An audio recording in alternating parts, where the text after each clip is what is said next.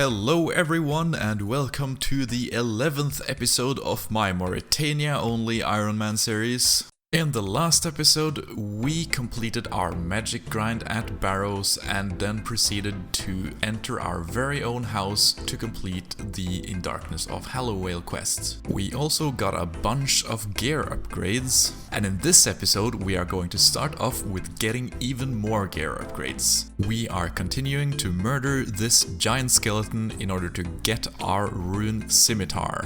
So let's get right to it. Giant loot skills also drop a bunch of nonsense, including these adamant battle axes right here, as well as adamant arrows and silver bolts, which is so weird. But I'm not complaining, it makes it really exciting, and I've had to add a ton of different drops to the wiki already. So I'm really looking forward to killing more of these.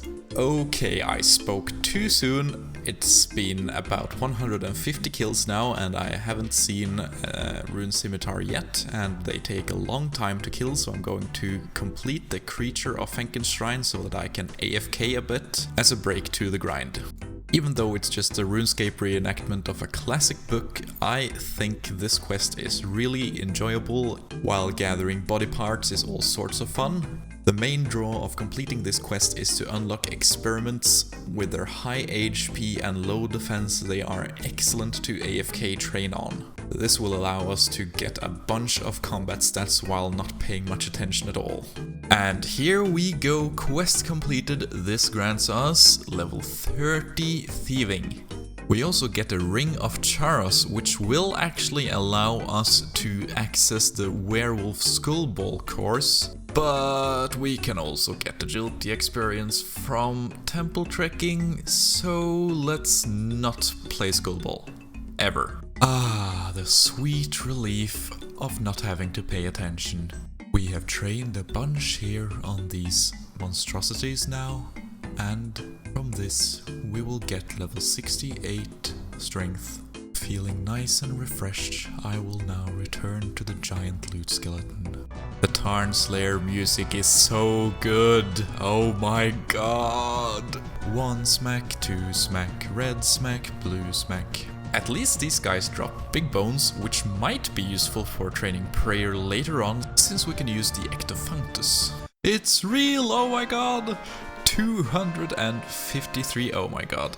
Let's see, look at these stats. Oh, it's so good.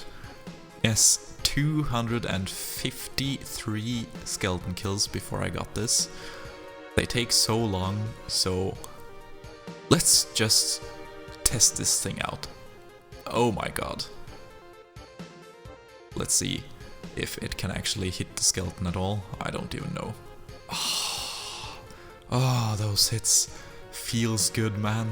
We're back at temple trekking and Gothics help these followers. They're always so negative, you know. They don't trust our abilities at all. They're like, no, let's go back. We can't cross this river. Have you tried swimming? We've swam so much in this swamp that I don't think this is going to be a problem. We've done a bunch of temple trekking and look at all of these XP tomes. Let us withdraw these agility tomes and use all of them, and this should get us, just use the last one, to level 40 agility. Now we can actually use the Canopus course, which is really nice. We can actually train our agility level without temple trekking now. So let's just go and train a bunch of agility to save some run energy. I have never been particularly fond of agility, but training agility here, let me just tell you, I am so hyped. The challenge of being locked here in Morytania just does things to you, and I mean, finding agility fun? Who would have thought? Here's a little progress update, level 44 agility. Thinking that it might also be a good idea to train some farming while we're here.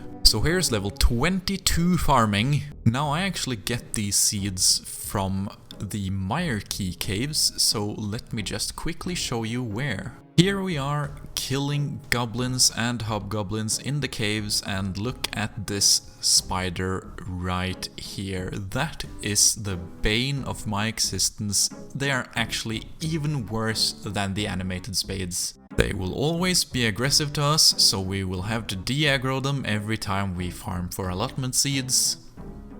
And of course they poison you, so we need to use the anti-poisons we've saved up from our loot skeleton runs way back when. And finally, even though there are deadly red spiders here and poison spiders, they have no drops, so we cannot even get spider eggs from them.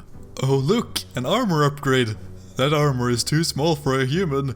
Maybe if I try again. If you're wondering how I deal with the poisonous spiders, this is how. I literally just let this goblin punch me for 10 to 20 minutes until I lose aggro, and then I kill all the hobgoblins. It's really AFK. It's also pretty terrible, but at least I don't get bothered by the damn spiders. It's time for the best content. Never mind our stalkers in the back. We are raking. So we're just going to harvest our tomatoes now and take a look. Both of our patches have survived. That is incredible. That is some juicy farming experience right there. So I'm just going to plant these onion seeds now and attempt to get away from that vampire. Also shoutouts to this guy who took the aggro off of someone else and is luring the vampire away. What a champ. And here we go, level 23 farming. Now, we would be able to do the easy diaries of Morytania if it weren't for the fact that there are no hay bales here. So while we can get everything for the scarecrows, we can't fill our sack with hay. That is really disappointing, but what can you do? Nothing, that's what. Here is level 50 agility. First major milestone since we started training on the Canopus course. We can now use the stepping stone near the nature's grotto. That actually is the first shortcut that unlocks something for us.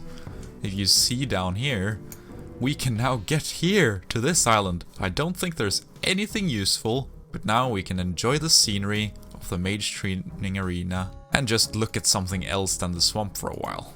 After a few good hours of agility training, we are now level 60 agility. To be honest, I'm not really sure what I want to do right now. I was thinking of going for the requirements for a taste of hope, but let's not do that and let's just do a whole bunch of random stuff instead. I'll probably head back to temple trekking for a bit. 44 woodcutting. We can now wear lumberjack's clothing. That's a nice surprise I did not see coming. That lets us use the 4 sets of lumberjack's clothing we've already got in our bank. Alright, so we are now ready to open 28 Slayer tomes from temple trekking. Our hope here is to get level 40 Slayer from level 29, so let's see how far we can get. Here we are, level 40 Slayer. We even have 10 XP tomes left, which I think I'm going to save. This gets us access to terror dogs now, so we can try to get that elusive granite helm, which will be our best in slot non-degradable helm until we can get the dragon med helm. I changed my mind, let's use the books anyways. Level 43 Slayer. We are closing in on 45 for infernal mages already.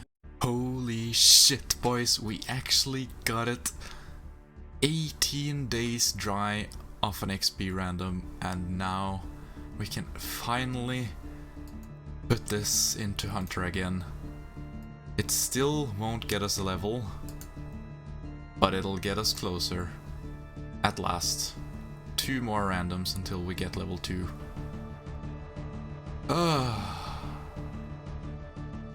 That's such a relief. I have been AFKing my ass off lately and unfortunately missed a bunch of footage, but here is level 65 attack. We also got level 70 strength earlier, so right before this update, look at these stats. Beautiful. I think we're ready to face Tarn Lair now. When I was going through Tarn Lair, I was really worried about this boss fight. First you have to dodge a bunch of traps, skeletons, skeleton mages and all sorts of nasty things. And after that you have to fight Tarn surrounded by a bunch of terror dogs and animated armors in a room that quickly drains your prayer, even faster than the barrows does. Luckily for me, it turned out that I could actually safe spot the terror dogs, which are the most difficult things in this boss fight, by blocking them with the animated armors. This simplified the battle a whole lot, and I could just focus on killing Tarn without bothering with any of his ads. Killing Tarn actually gives us 5000 Slayer experience, which gets us to level 44 Slayer. Killing Tarn also gives us access to his diary, which could potentially be used to enchant the salve amulet, but as we do not have access to a ball of wool right now, we will have to wait for a long time. After killing Tarn, I'm just going to AFK in the back room to de-aggro the terror dogs, and then we will try to see if we can get that granite helm. So we are here and we have de-aggroed all the terror dogs now. I decided to try flinching these guys because they are way too accurate for me to tank reliably right now. They just drain my food so fast. Luckily we can safe spot them on some of the walls, but flinching these guys is painfully slow, so I am just going to see if I can actually handle doing this. I'll see you in a bit. Okay, the trip is going to end right there. We've got an XP random, and that is way more important. This random is going to put us 3 XP away from level 2 Hunter. We only need 1 more random and then we can finally double our XP gains. Okay, so seeing that flinching the terror dogs was not really viable, I decided to try our luck with ranged, but unfortunately that does not really seem good either. We're just not accurate enough. We're wasting a lot of arrows and killing them takes so long. If we have to stay here and kill these terror dogs as many times as the giant skeleton, I think we need another plan. But I do have another plan. I was going to do this sooner or later anyway, so might as well do it now. And what is it, you might ask? We are going to train up our crafting and fletching. We will use some willow logs to make a willow shortbow instead of our oak one, and we will craft full snakeskin armor. But that's going to have to be for next episode.